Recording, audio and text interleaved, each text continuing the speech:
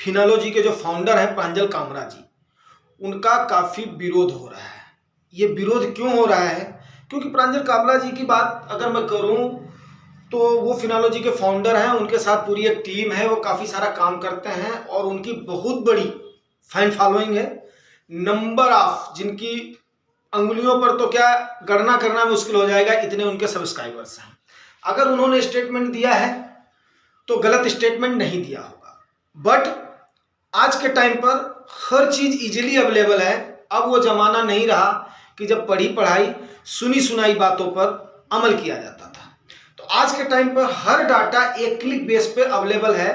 तो अगर उसका लोगों ने विरोध किया है तो उसमें भी कोई ना कोई रीजन होगा।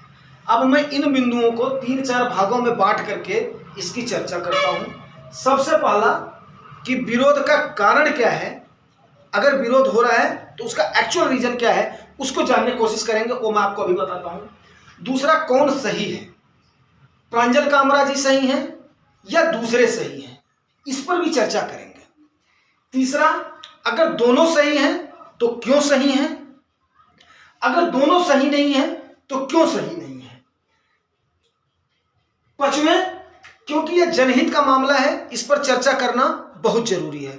जनहित का मामला इसलिए है क्योंकि यह आपके अर्थ से जुड़ा है, यह आपके पैसे से जुड़ा है, यह आपके खून पसीने की कमाई से जुड़ा है। तो हम इसको बिना चर्चा के अधूरा नहीं छोड़ सकते हैं। उसके बाद में मैं इसका कंक्लूजन भी दूंगा with one of the best formula. अगर उसको कोई काट सकता है तो काट करके मुझे जरूर बताएगा कि ये सही नहीं है। दोनों पक्षों की मैं बात करूंगा, एक की नहीं। उसके बाद में, ताकि दोनों के बीच में कोऑर्डिनेशन पैदा हो सके। अब आपका समय न व्यर्थ करते हुए आते हैं हम मुद्दे पर कि आखिर में प्रांजल कामरा जी ने ऐसा क्या कहा कि जिसका विरोध हो रहा है।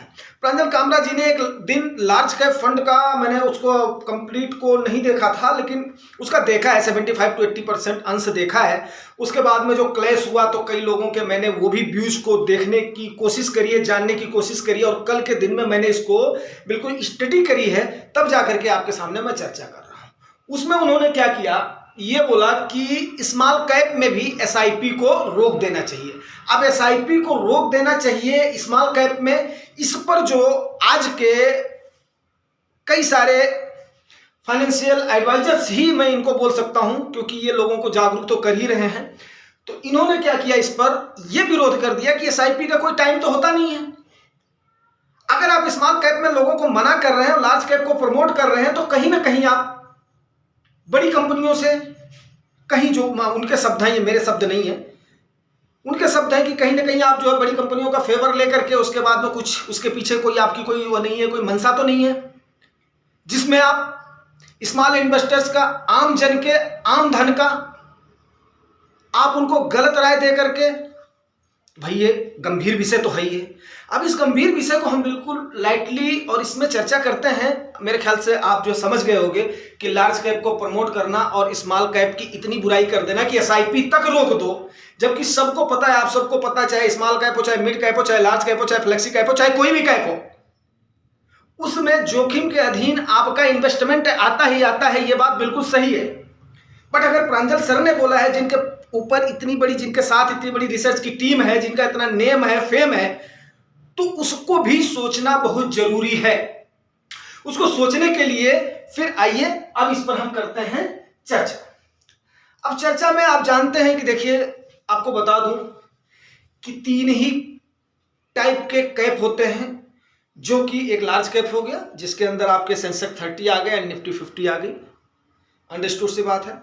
उसके बाद में आपकी 150 कंपनीज, 100 टॉप की 100 कंपनीज के बाद में जो 150 कंपनीज है वो आपकी मिड कैप आ गई। उसके बाद में 150 और 100 लार्ज कैप और मिड कैप को छोड़ करके आगे जितनी भी कंपनी आप चल रही है ना, वो आपकी क्या हो गई, स्मॉल कैप होंगी। ये उम्मीद करता हूं आपको समझ में आ गया होगा। अब लार्ज कैप वो कंपनियां हैं जिनको हम ब्लू चिप कहते हैं, जिनका एक बहुत बड़ा मापदंड है, और उस मापदंड की कसौटी पर जो खरा उतरता है वही ब्लू चिप कंपनियों में, लार्ज कंपनियों में होता है।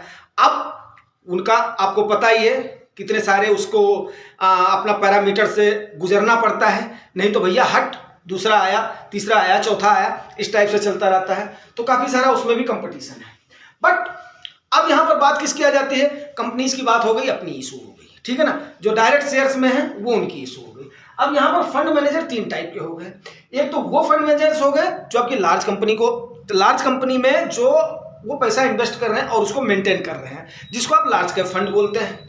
दूसरा आपका मिड कैप फंड हो गया और तीसरा आपका स्मॉल कैप फंड हो गया। सेबी का रेगुलेशन सबके ऊपर चलता ही चलता है।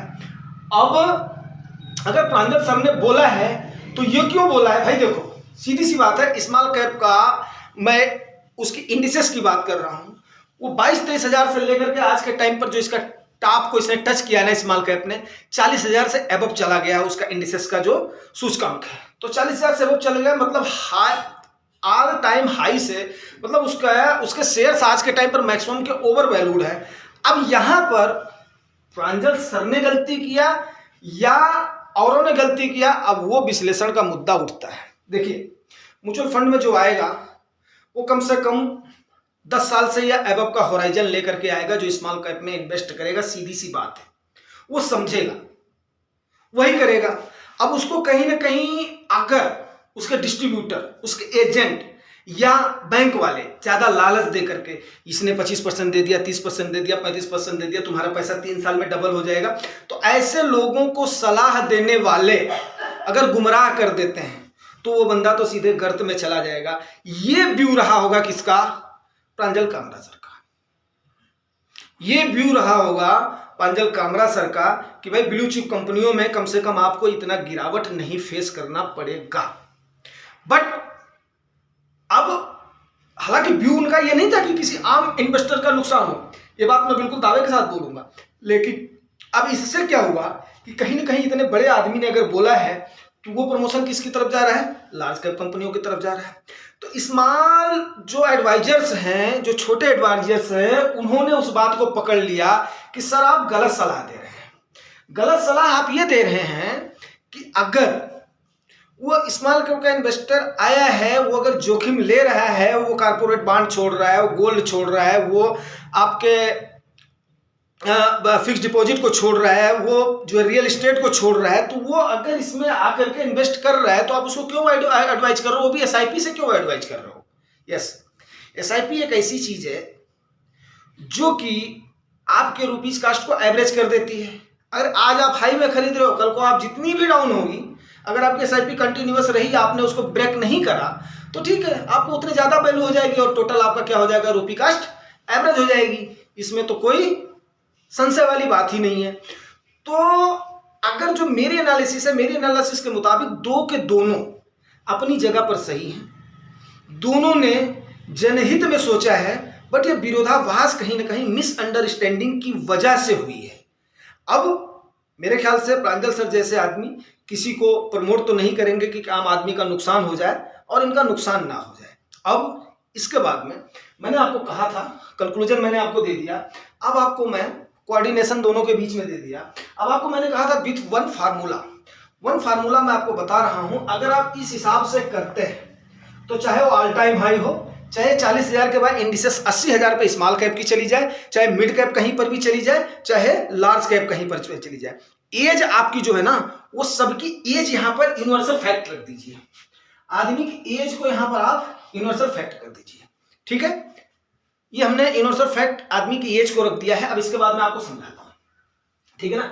अब सपोज कीजिए कि एक बंदा 0 से लेकर के 100 ईयर हम उसकी एज मान लेते हैं, ठीक है ना।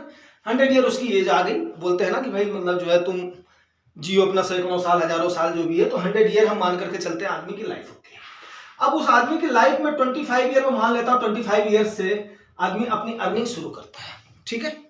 अब कोई भी बंदा 25 साल का है, 25 साल से लेकर के, और मैं मान करके चलता हूं कि अर्निंग एज जो है 70 साल तक आदमी काम कर रहा है। 70 के बाद में उसको जो भी है ये चलता है, ठीक है ना। और 70 मान लो, 60 मान लो। अभी आपको पता है कि इक्विटी और जो आपके फिक्स्ड इंस्ट्रूमेंट है ना अर्निंग के, गवर्नमेंट बॉन्ड हो गया, डिवेंचर हो गया, ये हो गया, तो आपको पता है कि जो स्टैंडर्ड फार्मूला 100 माइनस एज कर दो, ठीक है ना, ये चला जाता है किसमें, इक्विटी में चला जाता है। इक्विटी में चला जाता है।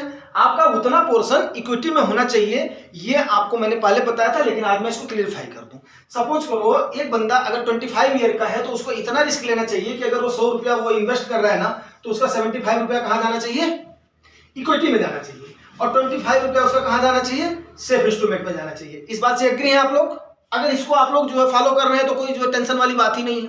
इसी अकॉर्डिंग एक बंदा मान लिया 25 के बजाय 50 साल का हो गया, 50 साल का हो गया, 100 रुपीज उसको इन्वेस्ट करने हैं, तो उसके 50 रुपए कहाँ जाना चाहिए, सेफ इंस्ट्रूमेंट में, 50 रुपए कहाँ जाना चाहिए, गवर्नमेंट इंस्ट्रूमेंट में जाना चाहिए।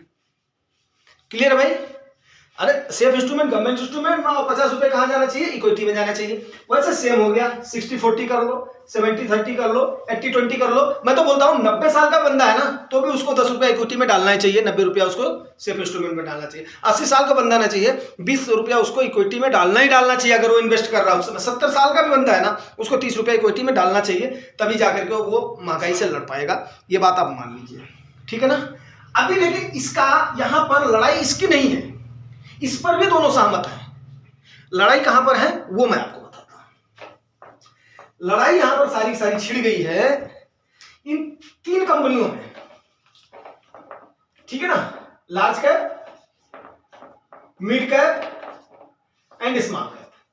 अब सवाल ये उठ रहा है, दोनों यहां पर एक धड़ा ये भिड़ रहा है अब कि जो है तुम लार्ज कैप में इस समय ज्यादा एक्सपोजर लो, ज्यादा क्या जो है कंप्लीट एक्सपोजर लो। दूसरा धड़ा बोल रहा है कि लॉन्ग टर्म में स्मॉल कैप देगा, तो आप ऐसी एडवाइस क्यों दे रहे हो? इसका भी फार्मूला है। अब सपोज करो जो आप ये कर रहे हो ना इक्विटी में 100 माइनस एज, अब उस 100 माइनस एज का जो परसेंटेज हो रहा है ना, उसका भी परसेंटेज आप निकाल दो। मेरी बात समझ गए? उसका भी परसेंटेज आप निकाल दो। सपोज करो कि 10,000 रुपए आपको पर मंथ इन्वेस्ट करने हैं, आपकी एज है 50 ईयर्स, ठीक है ना, 50 ईयर्स है। अब इस 50 ईयर्स में से आपका कितना पैसा जाना चाहिए सेफ इंस्ट्रूमेंट में? 5,000 जाना चाहिए सेफ इंस्ट्रूमेंट में, क्योंकि आपकी एज कितनी है, 50 ईयर्स है। 5,000 आपका चला गया सेफ इंस्ट्रूमेंट में, कोई इसमें टेंशन वाली बात नहीं। बाकी बच गया आपका कितना, 5,000। 10,000 में एक एग्जाम्पल ले रहा हूं। अब इसके बाद में इस 5,000 को आप ऐसे डिवाइड करो, 5 के लिख दे रहा हूं यार, इतना कौन वो करता रहेगा, लिखता रहेगा। इसको आप ऐसे डिवाइड करो, इसको 3 कैटेगरी में डिवाइड करो। अब आपकी 50 ईयर्स हो गई है, तो आपकी रिस्क लेने की क्षमता 50 ईयर्स पे क्या हो गई, 50% हो गई है। 50% हो गई है, तो आप सीधे 50% कहां डाल दो, सेफ इंस्ट्रूमेंट में डाल दो। इसमें लार्ज कैप में। तो 2,500 रुपया आपका कहां चला गया, 2,500 लार्ज कैप में। 5,000 तो वो था ही था, कहां चला गया था, वो गवर्नमेंट इंस्ट्रूमेंट में चला गया था। और ये 5,000 रुपया ये आपका कहां चला गया, 2,500 लार्ज कैप में चला गया। ये भी किसमें हो गया, एक टाइप से मान लो सेफ इंस्ट्रूमेंट में, अकॉर्डिंग टू दी प्रांजल कामराज। और 1250 आपका कहां चला गया, मिड कैप में, और 1250 कहां चला गया, स्मॉल कैप में। आपका ये सीधे से एवरेज हो गया, और उसके बाद में कोई टेंशन नहीं पूरी लाइफ।